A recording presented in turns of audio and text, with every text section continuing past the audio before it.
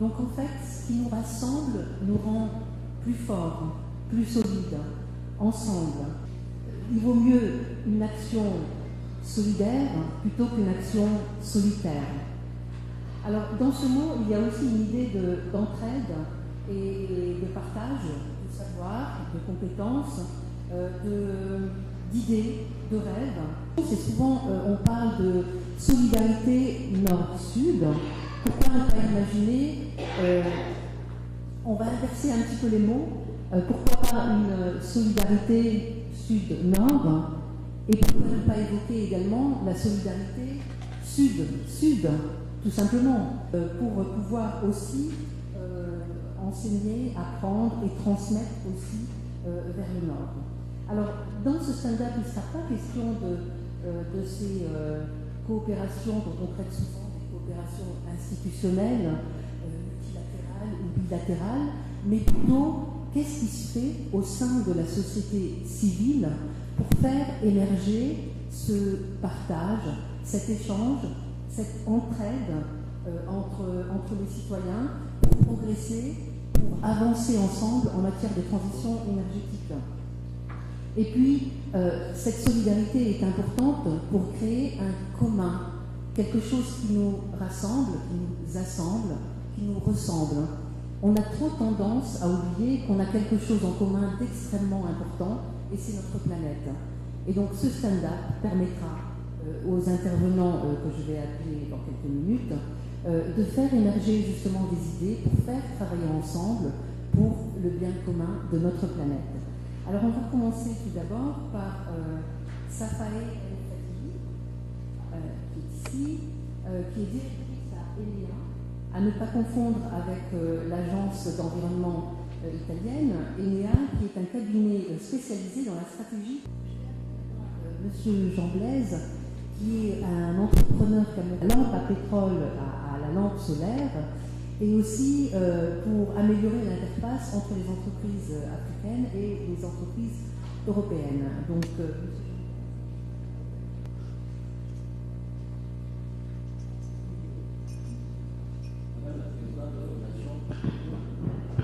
ESNT,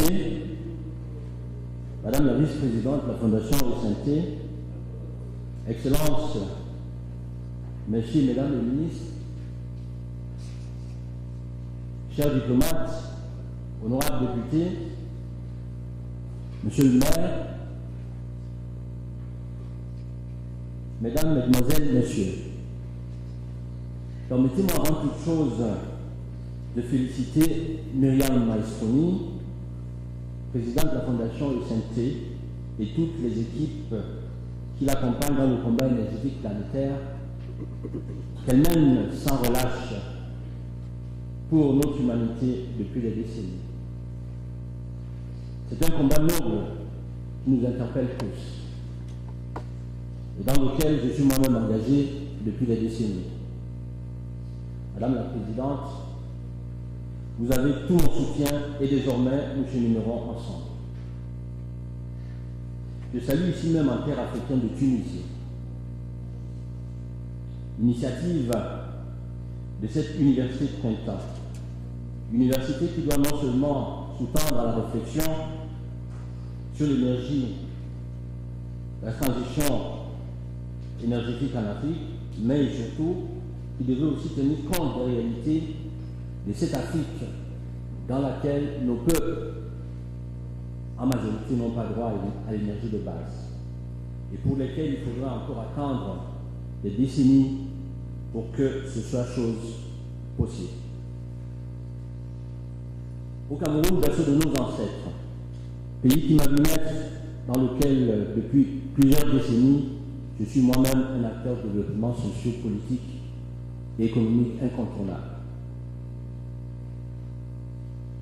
Homme politique, président du mouvement patriotique pour le changement du Cameroun, dont l'idéologie reste fondée sur la recherche du bien-être de notre peuple. Commandeur de la Légion d'honneur, candidat à la dernière élection présidentielle du Cameroun en 2018, je me prépare pour la suivante. Dieu voulant, moi président au Cameroun demain, Ensemble, nous allons rendre la transition énergétique nord-sud possible. Promoteur de plus d'une entreprise dont les dernières en date sont Énergie Solar Industrie, créée en 2012 au Cameroun, accompagnée d'une grande innovation, la lampe solaire AIDA. Cette lampe, dans le but d'éclairer les populations camerounaises qui vivent en majorité et les 50% de temps dans l'année dans l'obscurité. Avant, nous utilisions la lampe tempête, comme l'a dit tout à l'heure une des intervenantes. Mais avec cette lampe-là, qui est arrivée et qui a résolu beaucoup de problèmes au Cameroun, nous avions avec l'époque la lampe tempête, des incendies, des enfants qui mouraient, calcinés dans ces incendies-là. Et une fois que la lampe solaire est arrivée, elle a résolu beaucoup de problèmes.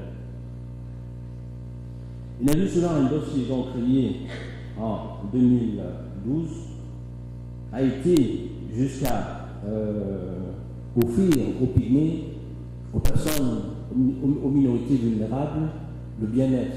Ces personnes parcouraient souvent des dizaines de kilomètres pour aller recharger leur téléphone portable. Avec cette lampe solaire, non seulement ils pouvaient s'éclairer, mais aussi ils pouvaient recharger leur téléphone avec cette lampe-là. Aujourd'hui, l'Afrique ne pouvant plus faire seule, j'ai pensé qu'il était également important de créer à Paris la société Nord-Sud Méditerranée. Cette société qui, en principe, a pour vocation première de faciliter, aider les entreprises européennes qui veulent s'implanter en Afrique, mais aussi, dans l'autre sens, aider aussi à introduire, à ouvrir des portes aux entreprises africaines qui veulent également s'installer de l'autre côté, mais aussi les entreprises, les contacts entre les entreprises sud-sud. Revenons à notre sujet et permettez-moi de m'appuyer sur le cas du Cameroun, mon pays que je connais très bien. Notre pays est caractérisé par une offre très insuffisante d'énergie. Pourtant, il dispose d'un potentiel de gisement important de gaz naturel, d'énergie hydraulique, d'énergie renouvelable, solaire et biomasse. Ci-dessous, ce que représente la ville de Douala, notre capitale économique, de nuit. Là, c'est une photo de 2014. Dans ce pays, la production énergétique primaire en 2014 était repartie entre 50% de la biomasse, 45,5% d'hydroélectricité et 45,3% de combustible fossile, donc 39% pétrole, gaz naturel 5,7%. Les importations et exportations de l'énergie primaire consommée en 2014 au Cameroun se repartissaient à 64% de la biomasse, 5,7% d'hydroélectricité et 30% de combustible fossile. Quant à la production d'électricité au Cameroun, elle se repartissait à 73% d'hydroélectricité. Donc on a utilisé que 5%, 5,7% d'hydroélectricité pour produire à peu près les 73% de la consommation électrique au Cameroun. Alors, les chiffres ci-dessus, qui ressortent très clairement, en 2014, avec seulement 5,7% de consommation d'énergie, il a été produit 73% d'électricité. Il est cependant vrai qu'entre-temps, le Cameroun a réalisé plusieurs investissements. Donc on a réalisé, le 30 juin dernier, il a été inauguré. En 2017, il a été mis en service un barrage de Lompanga, qui est plutôt un barrage de retenue d'eau de 6 milliards de mètres cubes. Et puis aussi, le 16 avril 2019, il y a quelques semaines encore, on a inauguré un barrage d'une capacité de 211 MW, dont 80 seulement ont pu être enservis jusqu'ici parce qu'il y a un problème de transport. La production, c'est une chose, mais il faut également transporter cette énergie-là. Il y a également à peu près 115 MW d'énergie de panneaux solaires qui sont en maturation.